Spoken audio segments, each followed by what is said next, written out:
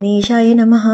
అందరికీ సుపరిచితమైన జీర్ణం జీర్ణం వాతాపి జీర్ణం అనే నానుడికి మహాతపస్వి అయిన అగస్త్య మహర్షికి సంబంధం ఏంటో ఇప్పుడు తెలుసుకుందామా.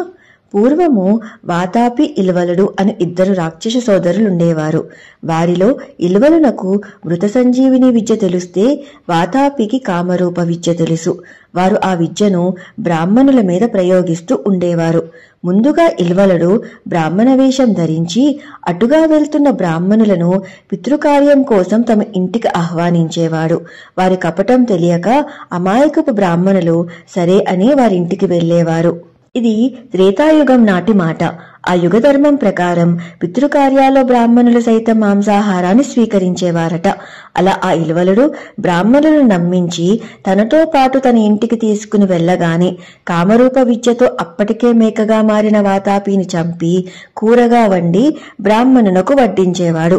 బ్రాహ్మణుడు భిక్షను స్వీకరించగానే ఇల్వలుడు ఏమీ తెలియనట్టుగా తన మృత సంజీవిని విద్యను ప్రదర్శిస్తూ వాతాపి ఇక రా అని పిలిచేవాడు.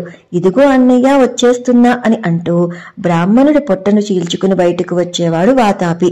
అలా పొట్ట పగిలి చనిపోయిన బ్రాహ్మణుడిని భుజించటం వారి నిత్యకృత్యంగా మారింది. వినాశకాలే విపరీత బుద్ధి అన్నట్టుగా ఒకరోజు ఏకంగా వారు తమ విద్యను దేవతల చేత పూజింపబడే అగస్త్య మహర్షి పైననే ప్రయోగించాలనుకున్నారు. అనుకున్న తడువుగా ఇల్వలుడు అటుగా వెళ్తున్న అగస్త్య మహర్షి దగ్గరకు వెళ్లి పితృకార్య నిమిత్తం భిక్షను స్వీకరించమని ఆహ్వానించాడు. త్రికాలజ్ఞాని అయిన అగస్త్య మహర్షికి ఏమీ తెలియనట్టుగా సరే అని అమాయకంగా ఇల్వలుడు వెంట వెళ్లారు. అక్కడ ఇల్వలుడు ఎప్పటిలానే మేకగా మారిన వాతాపిని చంపి ఆ మాంసాహారాన్ని అగస్త్యుల మహర్షుల వారికి భిక్షగా వడ్డించాడు. అగస్త్య మహర్షి తృప్తిగా భుజించి మందహాసం చేస్తూ జీర్ణం జీర్ణం వాతాపి జీర్ణం అని అంటూ తన పొట్టపై 3 సార్లు గుండ్రంగా తిప్పారు.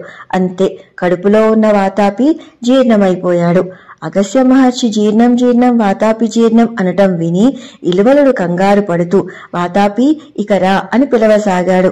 ఇంకెక్కడ వాతాపి, ఎప్పుడో జీర్ణమైపోయాడుగా. విషయం అర్థమైన ఇల్వలుడు ఆగ్రహంతో అగస్త్య మహర్షి వారిపైకి దాడికి దిగాడు.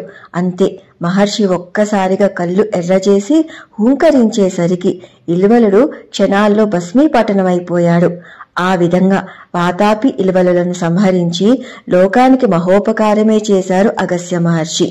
ఆనాటి నుండి జీర్ణం జీర్ణం వాతాపి జీర్ణం అనేది ఒక నానుడిగా మారింది. సర్వం కృష్ణార్పణమస్తు. స్వస్తి. Please do like, share and subscribe. Krishna Sakhi.